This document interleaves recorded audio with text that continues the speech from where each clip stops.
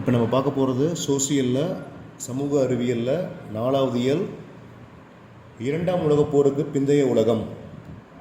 அதில் ஃபஸ்ட்டு ஒன்று சரியான விடையை தேர்வு செய்க. முதல் கேள்வி, எந்த அமெரிக்க குடியரசு தலைவர் பொது உடைமை கொள்கையை கட்டுக்குள் அடக்க ஒரு கொள்கையை வரைவு முன்வைத்தார்? அதில் பார்த்தீங்கன்னா ஆப்ஷன் ஆ ட்ரூமேன். செகண்ட் கேள்வி, சீனாவில் மக்கள் அரசியல் கலந்தாய்வு மாநாடு எப்போது நடைபெற்றது? அதுக்கும் ஆப்ஷன் ஆ செப்டம்பர் 1949. மூணாவது கேள்வி, அமெரிக்க ஐக்கிய நாடும் அதன் ஐரோப்பிய நேச நாடுகளும் சேர்ந்து சோவியத் நாட்டின் ஆக்கிரமிப்பு தவிர்க்க ஏற்படுத்திய அமைப்பின் பெயர் நேட்டோ ஆகும். ஆப்ஷன் இதுக்கும் ஆதான். நெக்ஸ்ட் ஃபோர்த் ஒன் போட்டுக்க.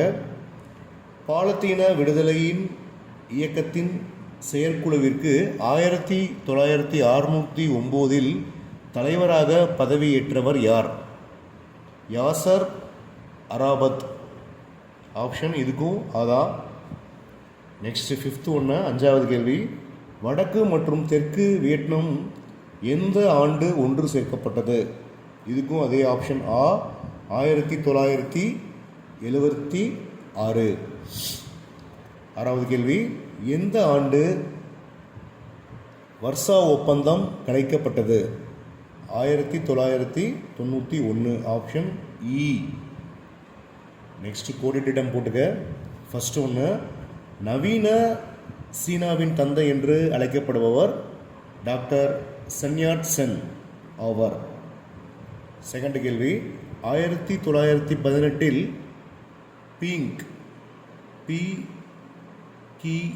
பீயிங் பல்கலைக்கழகத்தில் மார்க்சிஸ் கோட்பாடை அறியும் அமைப்பு நிறுவப்பட்டது.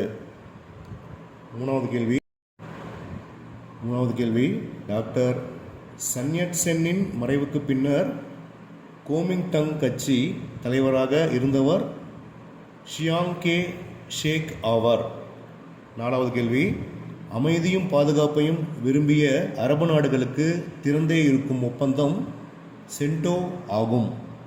5வது கேள்வி, துருக்கிய அரபு பேரரசை ஏற்படுத்தும் நோக்கை கொண்டிருக்கும் ஒப்பந்தம் வெர்சைல்ஸ் ஆகும்.